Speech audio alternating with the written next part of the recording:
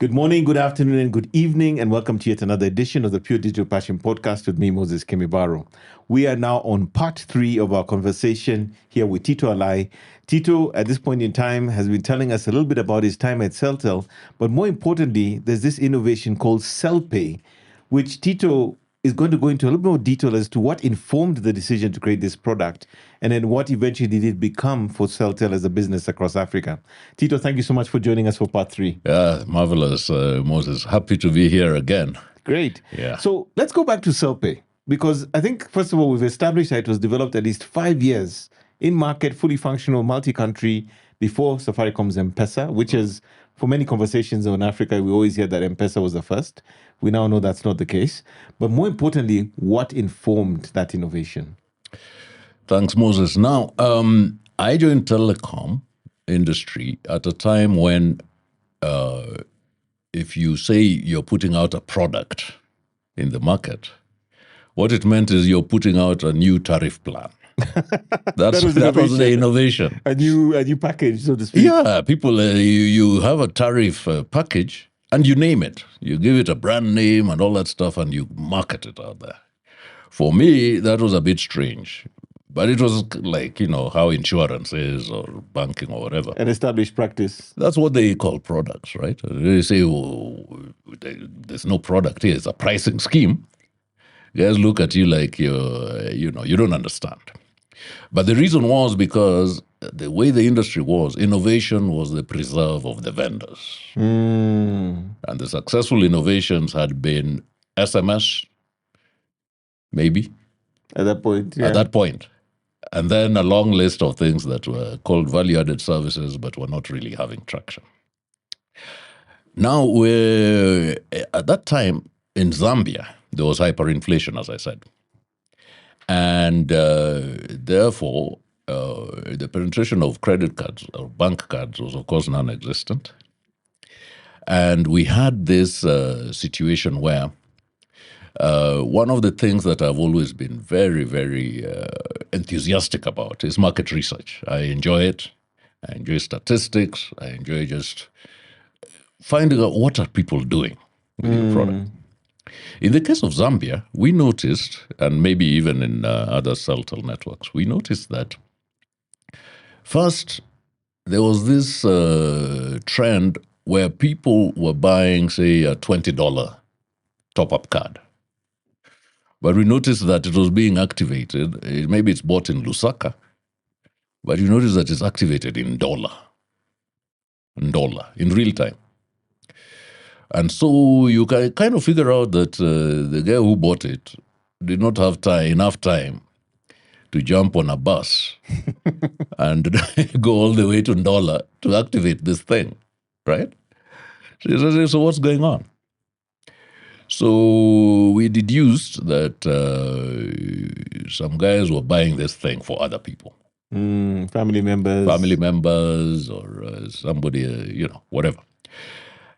So that was one insight that, which was behind this thing of saying, okay, if some people are buying airtime on behalf of family, on behalf of employees or whatever, they want to pay for it in Lusaka, but in reality they are going to be used elsewhere. How technically can this be done? And that is the big idea behind Me to You, which is to say, can you top up remotely? Yeah. So I pay for your top up here and either send you a portion or I top up here and it's on your behalf. I say it's for that other number. Correct. So that was the whole conceptual basis for Me to You, which our techie guys optimized and we launched as Me to You. And just branded Me to You. Me to You, yeah. We came up with the brand name Me to You. It's our brand name. We did not bother to register it as a registered trademark belonging to Celtel because right now, to this day, if you're in an MTN network and the portfolio of products that they have, they've got Me to You. Same with Airtel. Everywhere they are. But yeah, this was a Celtel innovation. Then from there, we also noticed that there were people who were then sending multiple me to yous to other people. So if I send you $30, you receive $30 from me, you're in dollar. Then you then share this $30. You send $5 to somebody else. You send $5 to your daughter, whatever. So they're cascading it So further. it's cascading it further. But the more interesting one was cases where you received your me to you $30 worth from your patron in Lusaka, but what you require is not necessarily only airtime. You need to maybe do some grocery shopping or whatever. You need some cash. So guys would then go to a trader or to somebody and say, hey, by the way, do you need to top up? Do you need airtime? Because me, I need cash. So I hand over my kwacha to you, me to you, you send me via me to you an equivalent amount of top up, and that's the transaction. So people are actually selling their airtime. They were reselling their airtime. Yeah. And so you then realize, if you have the luxury of guys in head office who are just trying to make sense of this thing, and guys on the ground trying to, you're going to consumer habits. How are they using your product? And how can you make it easier for them to use it? And in that case, don't forget it's hyperinflationary. So using cash is a headache. Transferring cash it was crazy. And so you then realize that airtime is just a proxy for money. We are transferring value from one person to another. So hang on a second here. So there's another aspect here. You're saying there's hyperinflation. Hyperinflation. People are having issues with getting sufficient cash to buy things. Yeah. So one of the solutions becomes what you're doing with the me to you as well. Yeah. Because if I'm in dollar and you want to send me $50. Yes. Instead of putting it on a bus in an envelope. Yes. To come all the way, because don't forget there are no ATMs. So to get cash to you, I have to get cash to you. Wow. Consumers are very resourceful and very bright. So all it takes is for someone to figure out, look, I'm going to send you a me to you of 50. Then you convert it in dollar into kwacha and do whatever you're going to do. So they solved the mobile money problem before even mobile money became a thing. Our job as innovators is to then automate this thing, give them a technical effect that puts into effect. Get rid of the hack, make it legit. Make it legit. Because they already, that is how the progression of how Celpay came about. Okay. So once the tech is, find that they can do it, then the next thing is to brand it, to then say, how does this thing, the cash in, cash out thing becomes interesting. Cash in, cash out, yes. That becomes interesting. Yeah, because you want to say that at any time that you want to convert this digital stuff that's been sent to you on the phone, that you want to convert it to cash, instead of having to do the heavy lifting yourself. Yes. Finding that, I don't know how we used to call it in textbook marketing, but finding a coincidence that you need airtime and I need cash, and therefore we do a barter. You have to bring that into a more reliable way where there are places that you can go and just convert this thing into cash. That is the thing behind the cash in, cash out sort of thing. And the rest is really what you guys call M-Pesa, but what was Celpay in those days. Amazing. Amazing. And I think that history lesson is very instructive because it's almost as if The consumer almost tells you where you need to go. Yeah. If you're going to have successful innovation, in my view, it needs to be consumer-led. Did Celpay end up being launched in just a handful of markets? Did it go to every Celtel market? Okay, we were well on the way to that. But remember, with things that change, consumer habit and attitude, it takes a while before it becomes something that is a no-brainer. Yeah? So there's a lot of hidden costs that the innovator has to bear. If you're a first mover in the market, you don't only have the task of selling your product, you have the heavy task of explaining what this thing is. It's, you represent the whole industry or a whole sector, if you like. Yes. So you've got to do that, and you're doing it on your own behalf, because without doing that work, your products will not sell. But the second mover, the third mover, the fourth mover, those guys, you've already incurred a lot of headaches on their behalf. They don't need to do it again, because So now they just layer on, huh? yeah, they're giving a different flavor of whatever it is that you've already put out there. So Celpay had that uphill task of establishing mobile money as a concept at a time when even at the GSM Association, something like mobile money, since it wasn't top driven by the vendors, it was bottom up. It was a very unusual thing.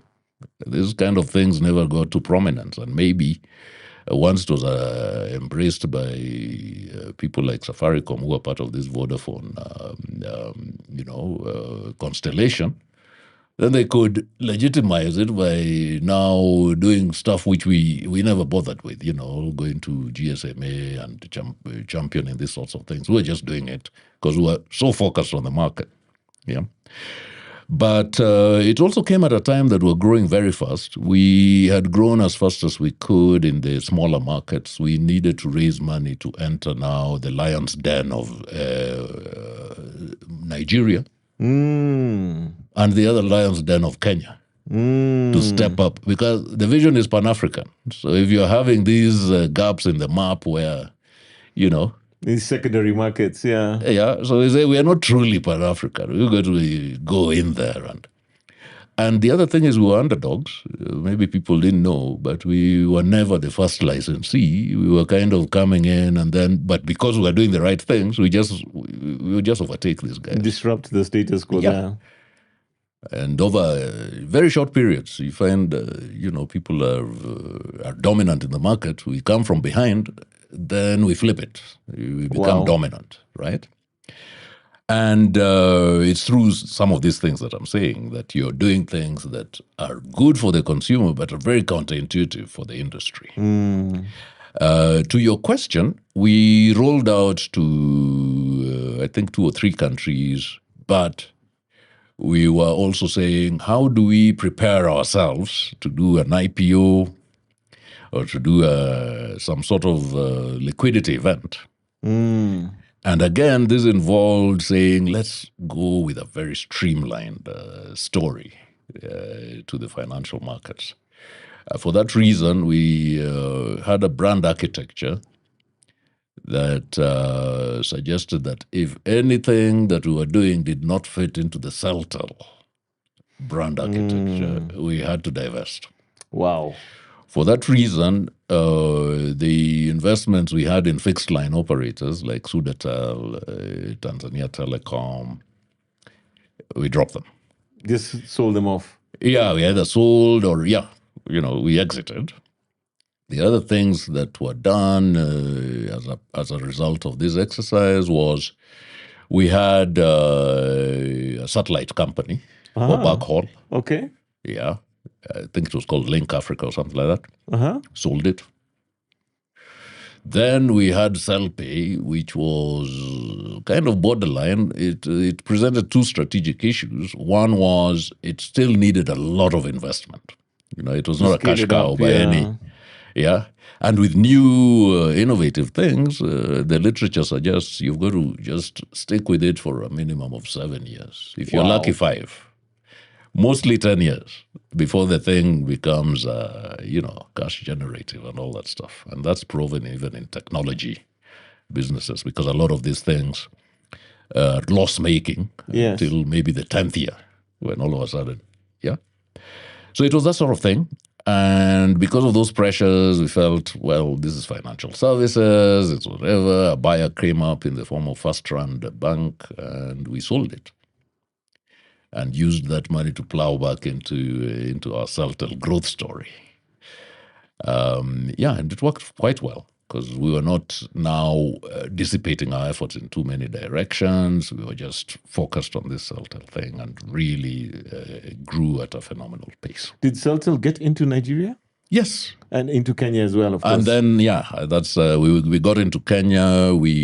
Because these are now the first markets that we were entering as acquisitions rather than as green field operations, where we just go in.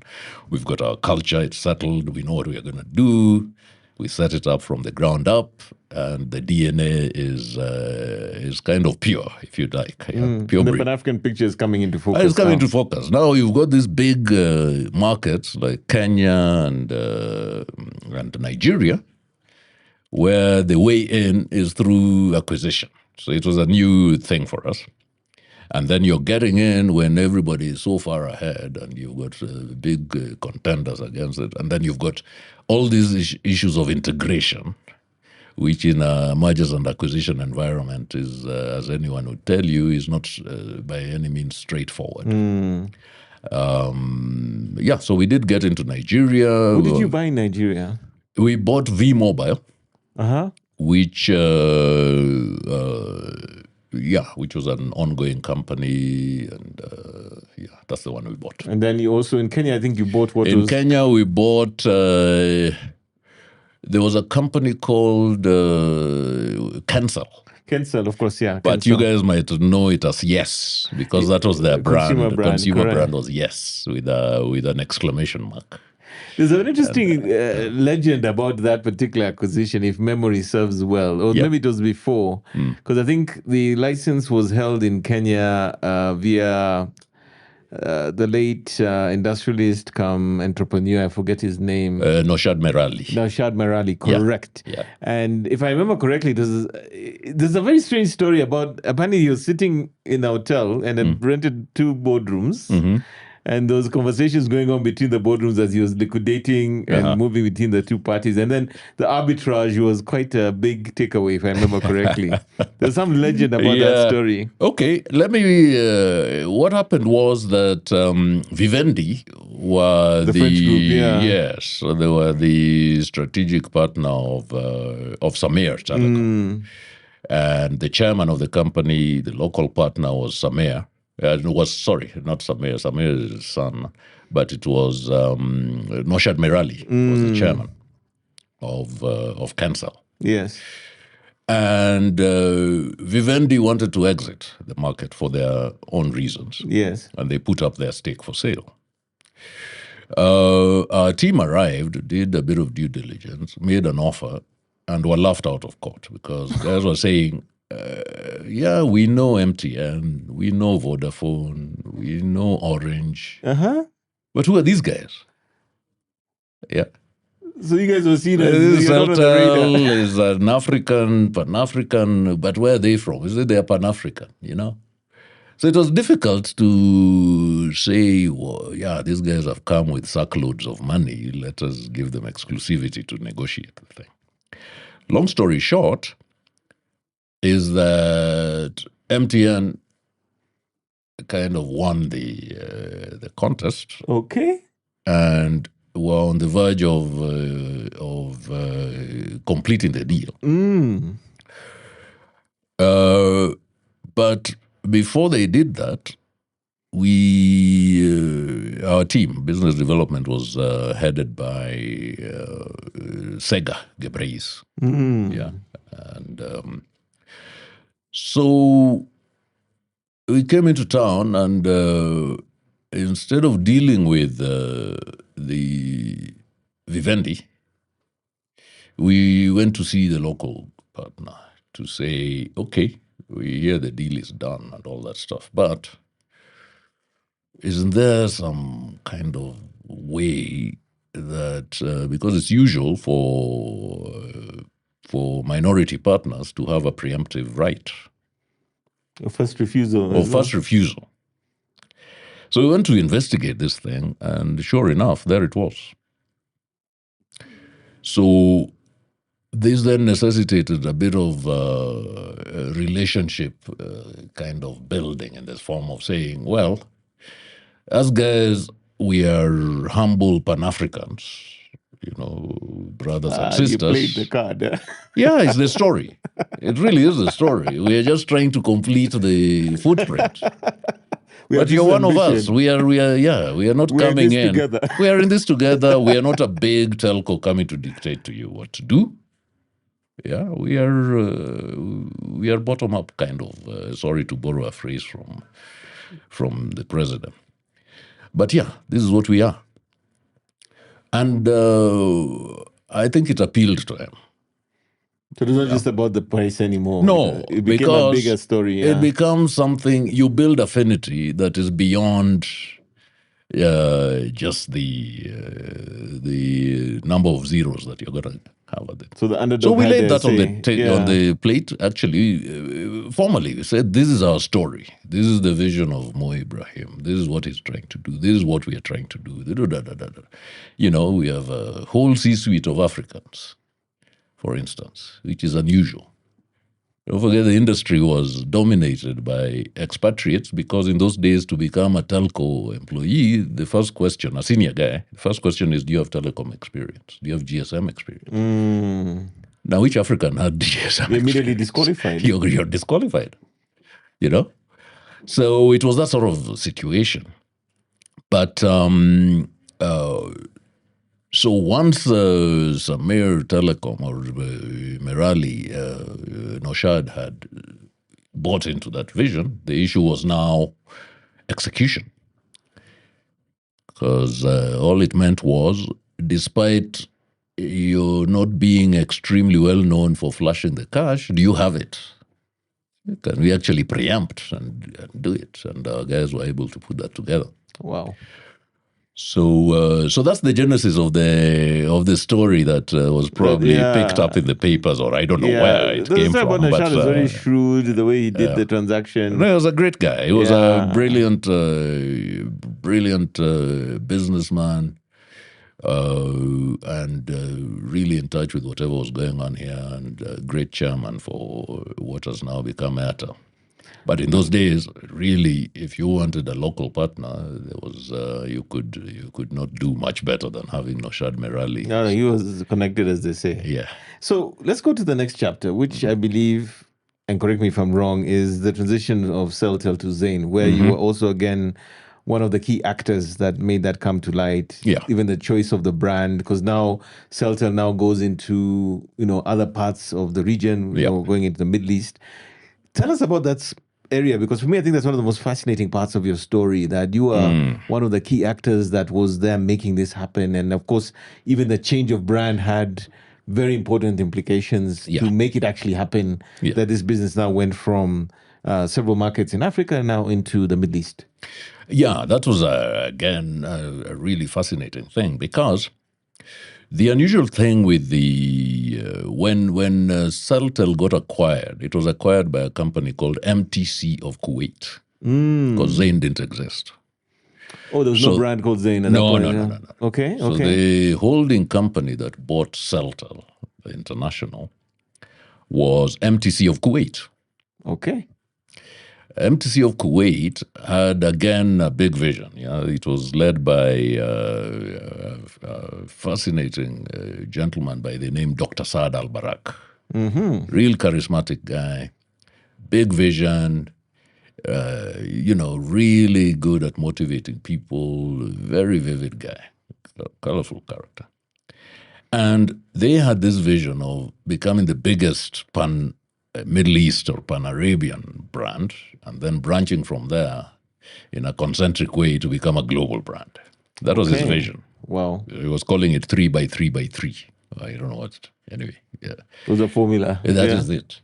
So as part of this vision, they acquired Celtel to extend their footprint beyond the Middle East.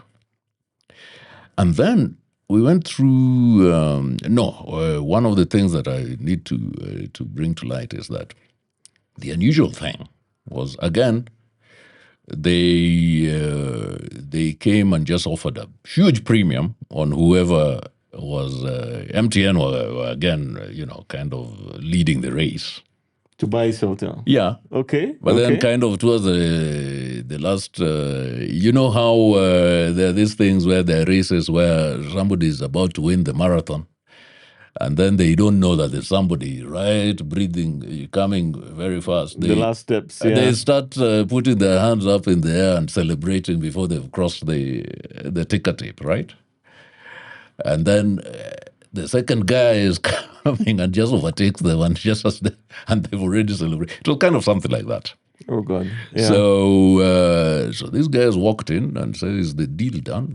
You say, "Well, almost." They say, "Okay, I'll give you an offer you can't refuse." So it was something like that.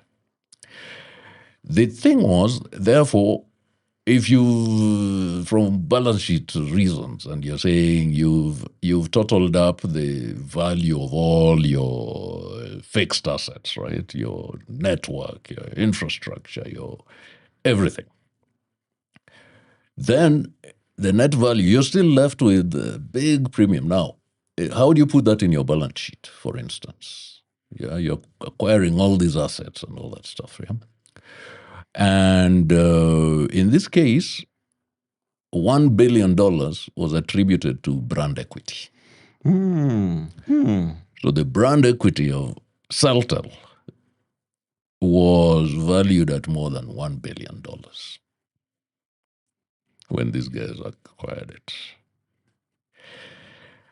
Now, having done that, we went through some slow burn integration where the Dr. Saad and his senior leadership were in no hurry to show us the door.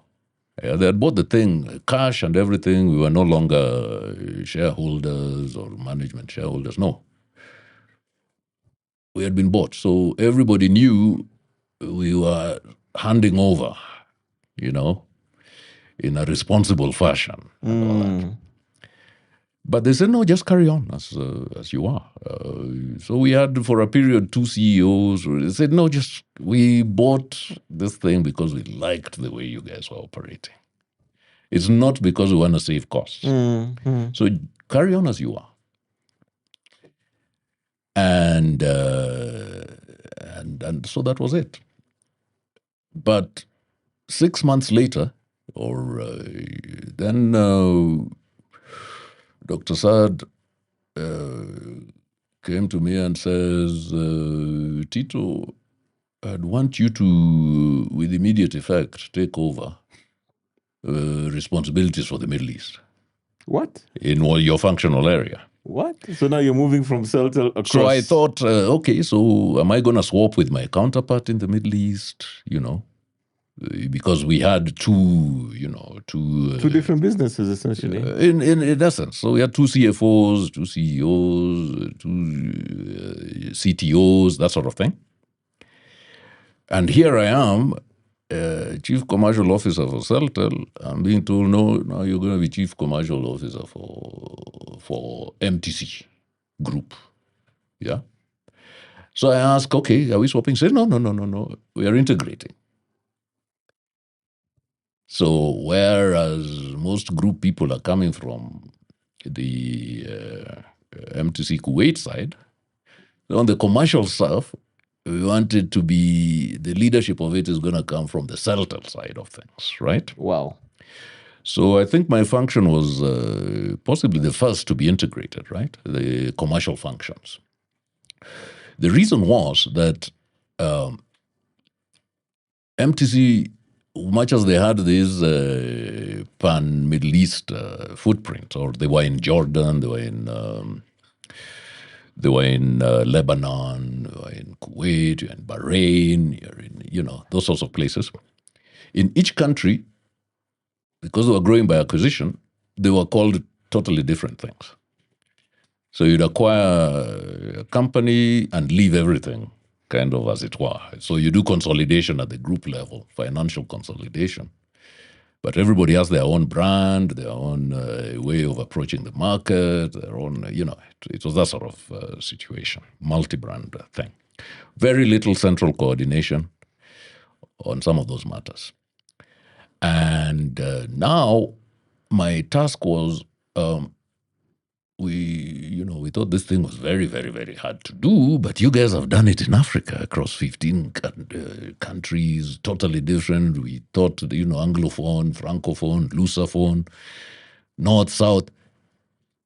You're operating in one standard way. And that's what Dr. Saad Al-Barak wanted.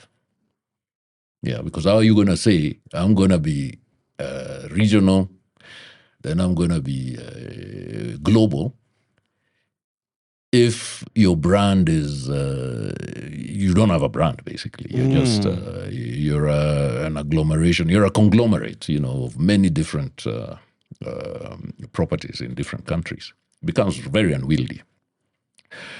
So that was one of my first imperatives, was how do we do this in the Middle East? And one of the options was, of course, to say, okay, Celtel is already a unitary brand, and why don't we just adopt Celtel across the group?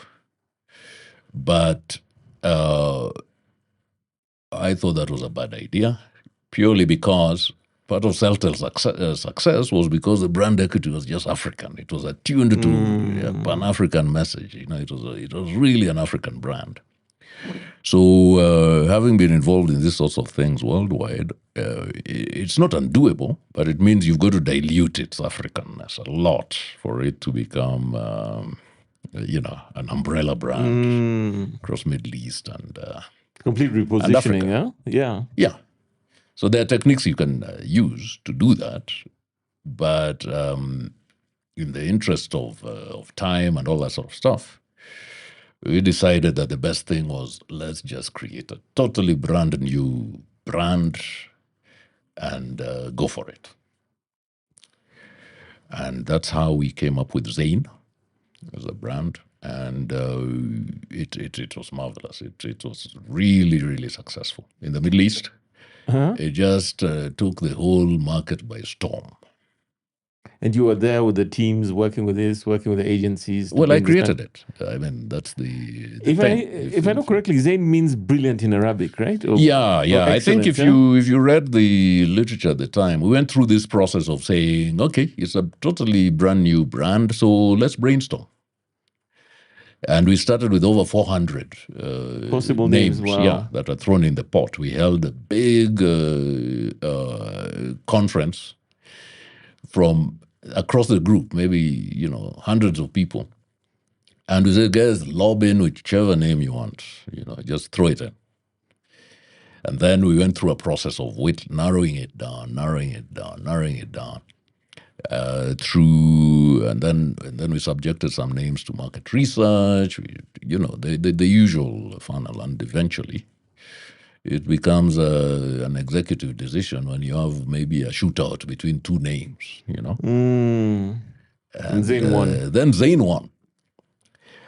And then we went through the creative process of, what does it mean, or the logo, everything. And then we deployed it, and as one unitary brand. Of course, you must say, if you're in a country where the first mobile company was called, say, let's take, for example, Fastlink in Jordan, really established company, well-run, everything. It's bought by, say, MTC of Kuwait, and then the brand is left. It is a great Jordanian brand. It reflects the tradition of the industry. And then along comes these guys saying, you've got to change your brand. It's not an easy one. It's not an easy one. In some of the countries we were operating, we had licensed the brand, for instance, in, I think, Bahrain, we had licensed Vodafone. So it was called Vodafone, Bahrain. A strong global brand. And you're being told, change from that brand to this totally brand new thing, rebrand everything, and deliver more revenues and volume than under the previous brand. So you can imagine the apprehension of the CEOs and local management. Suffice to say that after a few months, they were really grateful. They were saying, this is the best thing we could ever have done. And this was across how many markets? In the end, I think if we combine with the Africa footprint, I think it went up to 24 markets or something like that. Okay. Yeah, it was, or countries, whatever. But the other thing that, we talk about brands and stuff like that, you can be in the boardroom, and those are the last things that the directors want to talk about, because everybody is looking at their spreadsheets and the numbers and all this compliance stuff. However, there are some strategic problems that cannot be solved if you do not resolve who you are. So take, for instance, a fourth license is offered in Saudi Arabia, and you come in an entourage from MTC of Kuwait, and you say, yeah, we are a good operator. We are putting our best foot forward for the fourth license. What do you think will happen? They may not take it seriously? Yeah, because they're saying, well, what are you bringing first of all, our country is much larger than yours. That's right. You have petrodollars, but we have petrodollars as well. So we are not offering this license because we need more money. It's more because we want a vibrant telecom sector with competition so that people have a choice, right? But if your identity is wrapped around your flag, I think you're creating an issue for yourself. But if you walk into the room and you say, okay, we are Zain Telecom, nobody knows where you're from. Your identity is not tied to any particular, and the way you present yourself is different. Your identity is different. You're a different person, right? So that unlocked a lot of stuff, because Zain is huge. There's Zain all over the place. It's in Saudi, there's Zain. Wherever you go, Iraq, Zain. Well, so these are things which it seems to me, and now I come back to an African point of view. Some of these skills are undervalued. We create brands for our local markets, and we believe that they'll travel. No, it's not given. You can be as big as you want in your local market. That does not mean that when you go next door, you'll be embraced and you'll be similarly big, because you've optimized your approach to within your boundaries, right? But because people are not thinking through these things when they're in their creative mind, we need a brand name for that. Oh, okay, let's call it, whatever. So you give it your thing. When you move, you're not trying to Pan-Africanize or you're trying to globalize. You face some headwinds, but the last thing you're going to be told by the consultants is that it's not because of anything apart from your identity. Correct. These are things that need to be thought about strategically rather than tactically. Okay. Yeah. So there's several things, because I think we're coming short on time again. Yeah. That we need to sort of delve into. Crack on, Were you there when Zain separated the Africa business and it was sold to Airtel? Were you still there? No, my last big assignment really within that group, because was to complete the integration by unifying, Celtel and Zain. Okay. Initially, it was a discussion we're having with Dr. Saad, because we were saying we can adopt a brand architecture, kind of like Coca-Cola, where you say the company, the holding thing is Coca-Cola, the flagship brand is Coca-Cola, but you still have Fanta. because there's a certain segment that you'd rather have a standalone brand. So we are contemplating that sort of structure where you say, leave Celtel alone. It's humming along fine. Zain is growing like, it's really going great. So just have two brands, one for the Middle East, one. But that didn't really cut it for him. So the task was, how do you shift Celtel brand equity into Zain with as little disruption as you possibly can? Correct.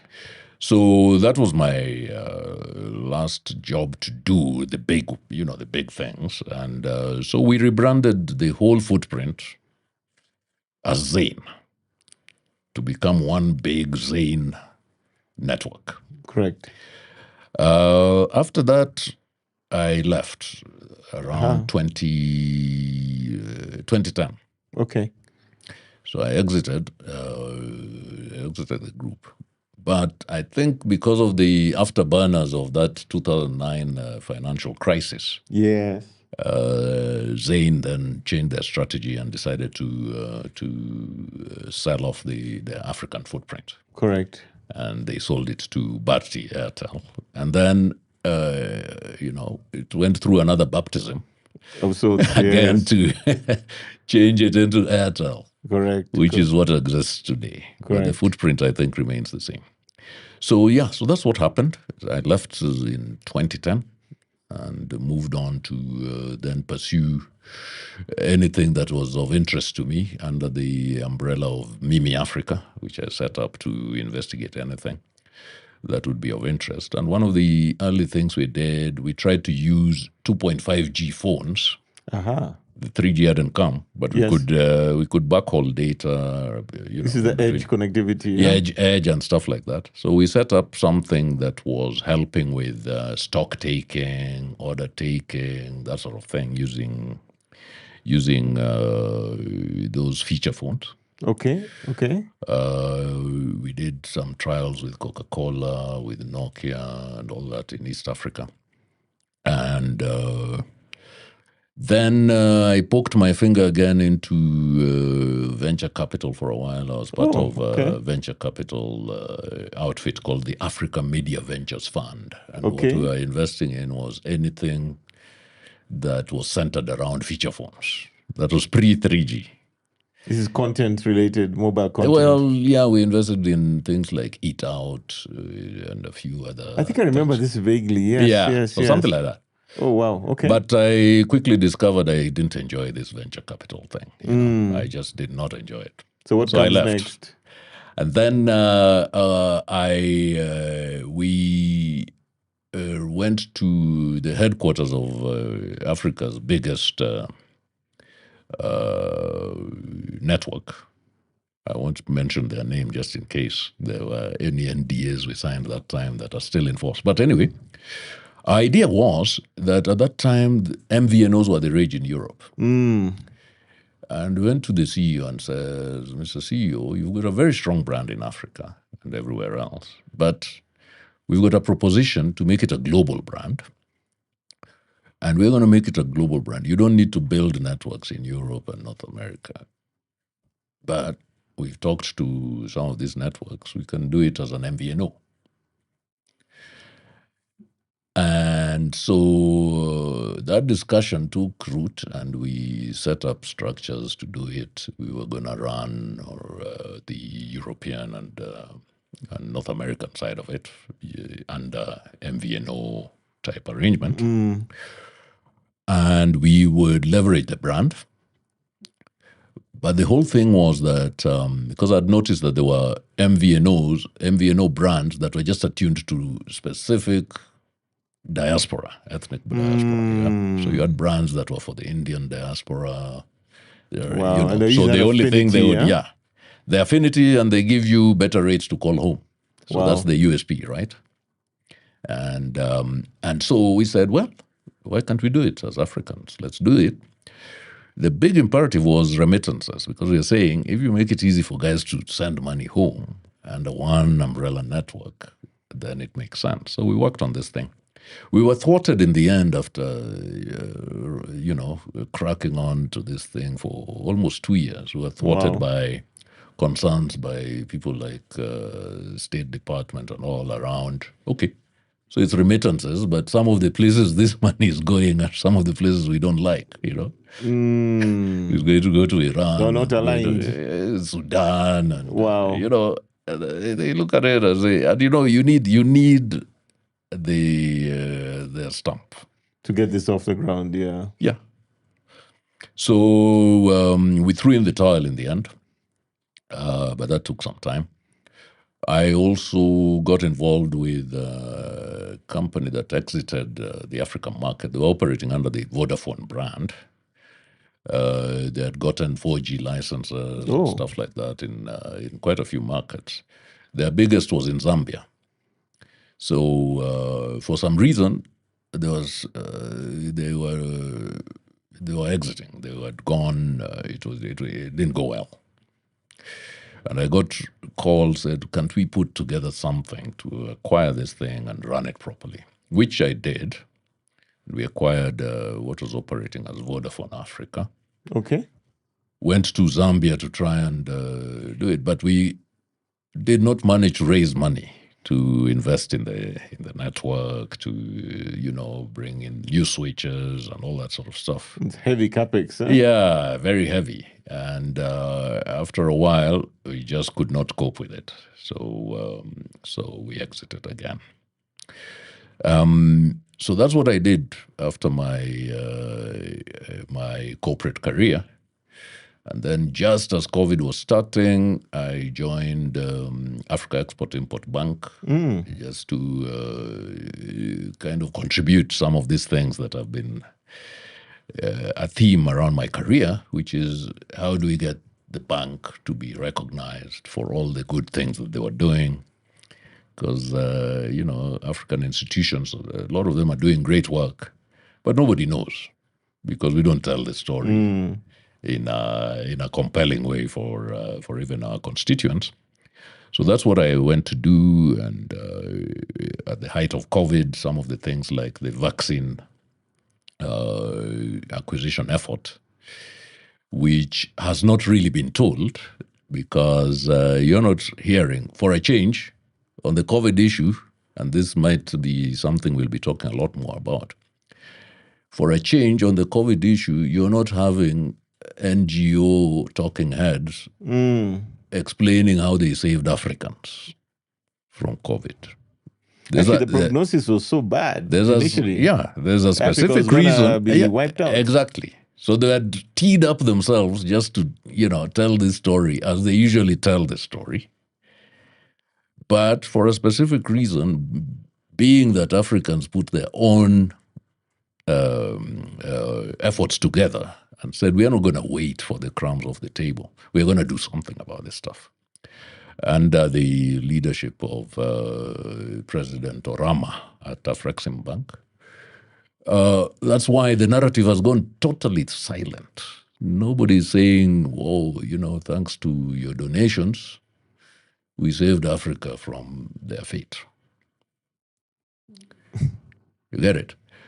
So I think that, anyway, that's the most memorable one I can remember from my time there. So that's it.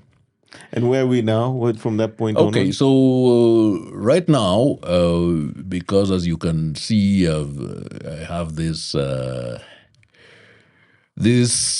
shall we call tendency to be involved in all sorts of things, and different things. Right now, I'm involved with something that is also, I believe, another inflection point from a technology and even social point of view, and that is digital identities across Africa. Mm-hmm.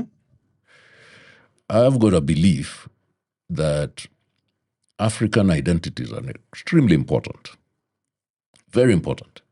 The only people who don't take the identity, who don't consider it as important or even valuable in dollar terms, is Africans themselves. Why am I saying that? Is because every single day we are giving away our identities for free. But the guys we give it away to for free don't think like us. They consider it to be valuable and they sell it.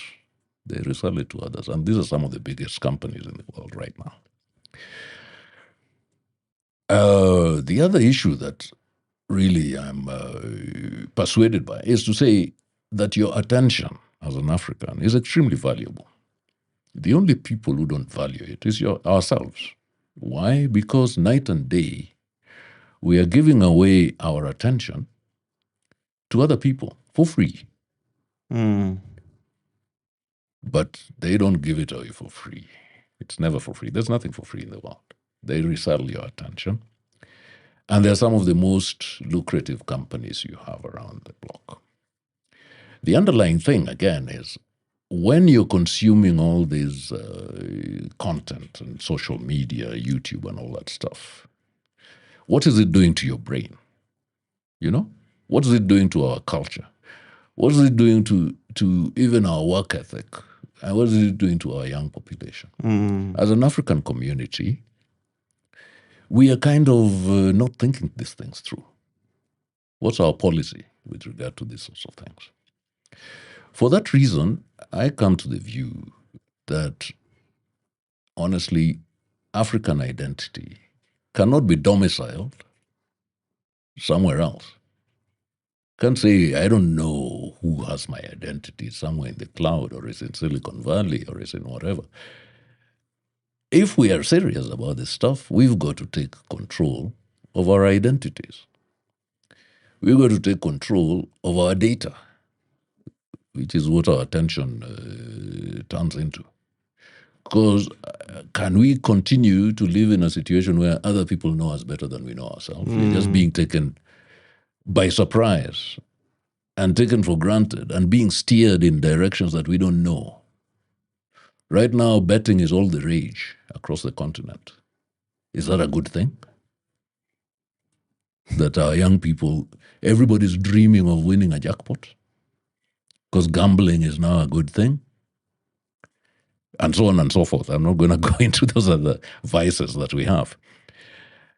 For that reason, I feel that at a time when we are now saying, guys, we need to transact across borders, amongst ourselves, we need to make sure that the amount of trade that Africans are doing within the continent amongst themselves needs to be more than we do with outside continents. It really has to be. The intra-African trade. Intra-African trade and all this stuff, intra-African movement. To facilitate that, our continent is larger than all other continents. We have to harness secure digital identities, digital signatures, digital certification, so that if a lorry leaves Mombasa and is delivering goods to, let's say, Kisangani, then it shouldn't stop, because we've got the Africa Free Trade Area, which our presidents in their great wisdom signed, which is fantastic. But getting it to work can only be done through technology. And that's why I'm particularly passionate about this area. And that's where a lot of my effort is going right now. Fantastic. Yeah. So, Tito, I think you've given us 3 hours of your valuable time, and I'm so delighted and honored that you have afforded us this time. Thank you. And the incredible insights and some of the surprising perspectives that I never expected to have in this conversation. I think it's only fair to give our audience an opportunity to find out more about you online, how they can possibly contact you. Yeah. I'm sure there's so much more that others would love to discuss with you, and possibly even work with you to bring to life. Where could they find you online, and how can they get in touch with you? Okay, we are some of those guys who don't practice what we preach. So I've got a LinkedIn, which is as minimalist as it comes. Okay. I might, as a result of this conversation, start to check out LinkedIn a bit more. I haven't really been an enthusiast of social media, so you are not going to find me on Facebook. You won't find me on TikTok or on Instagram and all those. Much as you can accuse me of being a bit of hypocritical that we sell what we don't consume, but still, You can look up Tender World Limited, jump into the chat GPT and type it in there and find out a bit more about that company. It's involved in digital certification and stuff like that. And maybe I'll put, I don't know what to put actually, apart from LinkedIn for people to get in touch. But maybe through that Tender World and your kind offices. And maybe I'll get a few more interactive, platforms as we go ahead. Because you're right that we are shortchanging ourselves by not telling stories in our own idiom, actually our experience. Yeah, Correct. we are letting the narrative be told by others, but their perspective is not what we are talking about. In any case, if there are efforts that Africans have done, like Aisi Makatiani, Mo Ibrahim, and many others, and we are not recognizing what they've contributed to us. And also, by them, they're representing many teams. A lot of guys, people like us, people like yourself, all colleagues around the place that contributed to the way Africa is today. Then you might fall into this, you might be so disheartened that you kind of just become someone who complains. So you say, oh my God, look at what other people are doing to us. We are powerless. We can't change the world. We underestimate our own, the impact of our own efforts. Correct. Even as individuals and collectively. And that's what energizes me, that we can, again, be at the forefront of technological development and actually lead it, because it's for us. It's for us. So we got to just dig deep, make the linkages, and change the continent, really. Great. Yeah. And I think on that note, Tito, we can bring our conversation to a close. Thank you. Thanks so much. I really enjoyed it. I'm so delighted we managed to capture all that you've done. Thank you. And congratulations on all the many successes you've had, and also those that are to come. Yes, thank you very much. And we are cheering you on. Thank you. We hope to have you once again on the Pure Digital Passion podcast. Thanks, Moses. It's been a deep pleasure. Thank you. Yeah. So there you have it, the end of our 3-part series here with Tito Alai.